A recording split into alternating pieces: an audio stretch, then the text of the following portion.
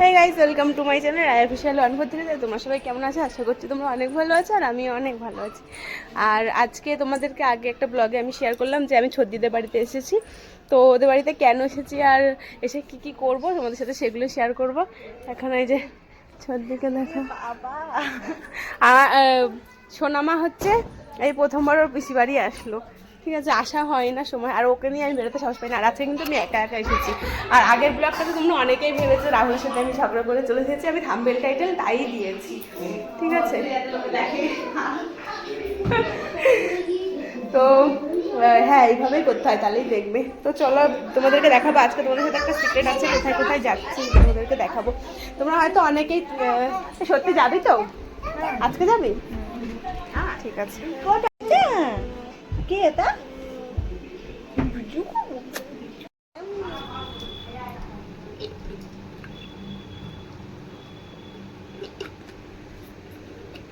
কি খাস তুই? কি খাস বল? তালের বড়া। ভালো?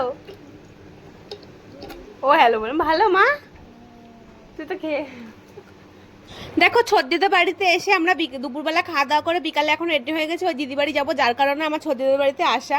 আর সব থেকে বড় কথা, তোমরা অনেকেই তাকে চেনো, আবার অনেকেই চেনো না। তোমাদেরকে দুপুরে খাওয়া দাওয়ার ভিডিওটা আমার দেখানো হয়নি, ক্লিপটা, কারণ তখন আমার ফোন একদম চার্জ ছিল না বলে ফোন চার্জে দিয়েছি। আমি মুখেই বলে দিই, মাছের ঝোল আর লাল শাক দিয়ে ভাত খেয়েছিলাম।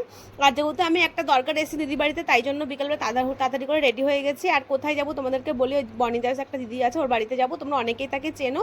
আর ও হচ্ছে ব্লগ বানায় কিনা জানি না, কিন্তু রিলস ভিডিও বানায় ফেসবুকে, ভালোই ও পপুলার হয়েছে।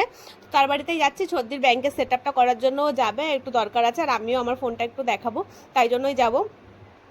আর ওখান থেকে একটু মেলায় যাওয়ার কথা আছে। আর সোনামাও রেডি হয়ে গেছে, আমরা সবাই যাচ্ছি। আয়ুষকে প্রথমে ভেবেছিলাম নেবো না, কিন্তু ও জিজ্ঞাসা করছে ওর মাকে যে কোথায় যাবা, ওই জন্য আয়ুষকেও নেবো।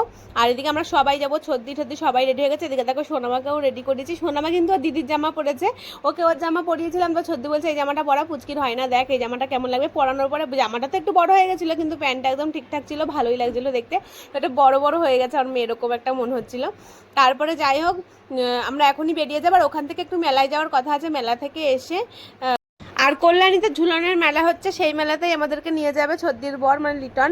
আর এদিকে দেখো ছদ্দি যে রেডি হচ্ছে, আমি ওকে বলছি একটুখানি তাকা, তাই জন্য তাকিয়ে আবার হাসছে, আর হাই বলে দিল। আর যাওয়ার সময় তোমাদেরকে দেখাবো, আমরা এখন টোটো করেই বেরাবো। ওদিকে ছদ্দির ছেলে মেয়েও যাবে, ওরাও রেডি হচ্ছে সবাই।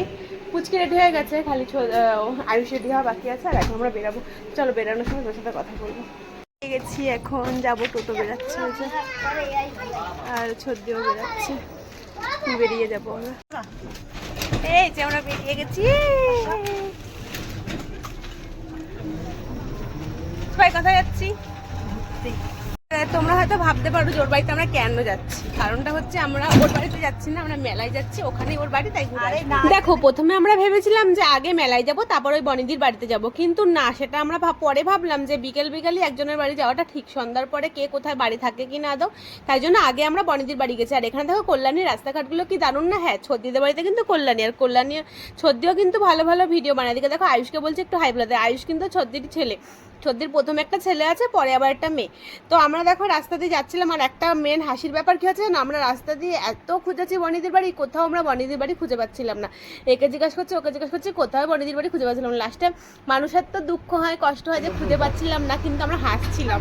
আর এই দেখো কাকুটাকেও আমরা ডেকে অনেকক্ষণ জিজ্ঞাসা করছি, ফুচকার দোকানে ওই লোকটাকে জিজ্ঞাসা করছি। মেন ব্যাপার কি জানো তো, বনিদির বাড়ির একদম কাছে এসে ওদেরকে জিজ্ঞাসা করছে, ওটা কেউই চেনে না। কিছু কিছু লোক তো শয়তানি করে আমাকে ওদের নাম বলছিল না আমাদেরকে। তারপরে দেখো টোটোওয়ালাকে জিজ্ঞাসা করলাম, তখন উনি বললো এই তোমরা চলে এসছো অনেকটা দূরে।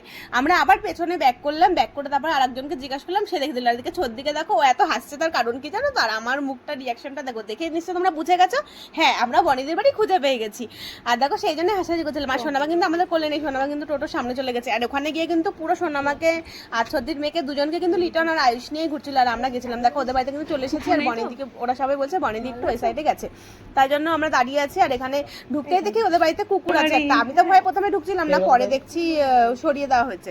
আর এই যে বনিদি, তোমরা কি ওকে দেখে চিনতে পারছো? কে কে চিনতে পারছো কমেন্ট করে কিন্তু একদম জানাতে ভুলো না। পরে শুনলাম ওটা নাকি লিটনের বন্ধু। আর এদিকে দেখো ছদ্দি আস্তে আস্তে ভিডিও করা শুরু করে দিয়েছে। আর ও তো আগে ভিডিও করেছে, যে আমি পরে ভিডিও করেছিলাম। ওই দিদির বাড়ি খুঁজতে খুঁজতে আমরা পাগল হয়ে গেছি, তোমরা হয়তো অনেকেই চেনো। একটু হাই বলে দাও সবাইকে, দেখাচ্ছি ফটো, বলছি কিন্তু সাপোর্ট করবা প্রচুর পরিমাণে। ভিডিওগুলো দেখো আমার, ঠিক আছে? এই যে এসো, এবার দেখো এই মাত্র চার্জে বসিয়েছি মোবাইল আমি। এখানে এসে দেখো বনিদির সাথে একটু রিলস ভিডিও বানিয়ে নিয়েছিলাম। আর মেন ব্যাপার হচ্ছে বনিদির নাম বললে কেউ চিনতে পারছিল না, ওর হাজবেন্ডের নাম বলেছিলাম যেহেতু ওটা ওর পাড়া, আর ওর ফেসবুক আইডির নামটা ওর নামে দেওয়া নেই, ওর নাম হচ্ছে ঝুমুর, তাই জন্য ওর নাম দিয়ে বললে কেউ বুঝতে পারছিল না, ওর বরের নাম দিয়ে আমরা খুঁজে পেয়েছিলাম। আর এখানে আমরা কিছুক্ষণ বসে মেলায় চলে এসেছি। দেখো তারপরে কিন্তু আমরা এখানে মেলায় চলে এসেছি, আর মেলায় এসে তোমাদেরকে ঘুরিয়ে ঘুরিয়ে দেখাবো। আর এখানে এসে কিন্তু সেরকম বেশিক্ষণ ছিলাম না, কারণ অনেক রাত হয়ে গেছিলো, বললাম না বনিদিদের বাড়ি থেকে বেরোতে কিন্তু অনেক দেরি হয়ে গেছে আমার। আর এখানে সেরকম কোনো দোকানপাট বসেনি, কয়েকটা ওই খাবারের দোকান বসেছিল, আর একটা নাগরদোলনা বসেছিল, আর বাচ্চাদের একটা খেলনার দোকান বসেছিল।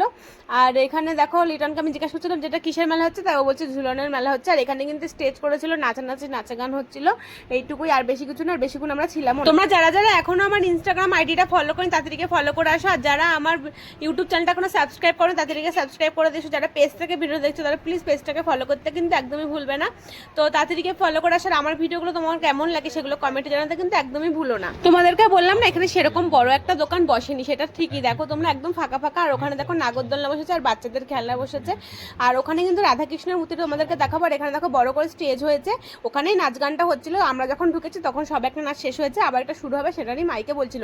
আর যেহেতু গান চলছিল তাই জন্য আমি ভিডিওটা সাউন্ড অফ করে দিয়েছি, না হলে আবার কপিরাইট চলে আসবে। আর সব থেকে বড় কথা হচ্ছে আমি এখনো সেরকম ভালোভাবে ভিডিও এডিট করতে পারি না, আর ভালোভাবে কিভাবে কপিরাইট ছাড়া গান ভালো ভালো গান নেই সেগুলো আমি জানি না, তোমরা জেনে থাকলে কমেন্ট করে জানি। আর এখানে দেখো রাধাকৃষ্ণ, এটা হচ্ছে আমার শখ। আমি সব থেকে যদি কাউকে ভালোভাবে মানি আর বিপদে বলে যদি কাউকে ডাকি সেটা হচ্ছে আমার এই রাধাকৃষ্ণ, একেই আমি সবসময় ডাকি, আর বাবা লোকনাথ ঠাকুর, এদেরকে আমি ডাকলে আমি দেখেছি যে আমি সব বিপদ থেকে উদ্ধার হই সব সময়।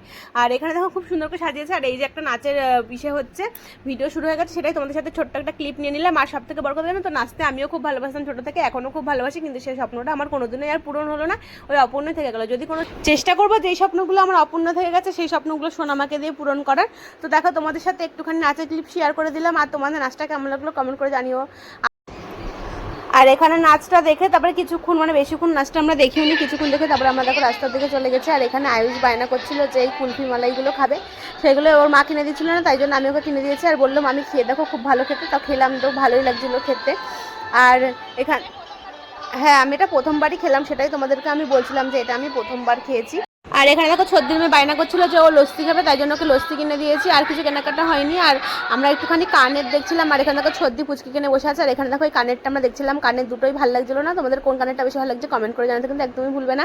আর সব থেকে বড় কথা হচ্ছে আমরা আর কিছু সেরকম খাওয়া দাওয়া করিনি, লিটন ইসে নিয়েছিল, বিরিয়ানি নিয়েছিল, সেই বিরিয়ানি নিয়ে আমরা বাড়ি চলে গেছি। আর বাড়িতে এসে বিরিয়ানি খেয়েছিলাম, ভাবছিলাম দোকান বসে খাবো, চলে এসেছি। আর বাড়ি এসে মুখ হাত ধুয়ে ঘরে এসেছি। তো তোমরা ভিডিওটা তোমাদের ভালো লাগলে একটা লাইক কমেন্ট করতে একদমই ভুলবে না। দেখা হচ্ছে নেক্সট ভিডিওতে, ভিডিওটা কেমন লাগলো জানাতে একদমই ভুলবে না। টাটা সবাইকে।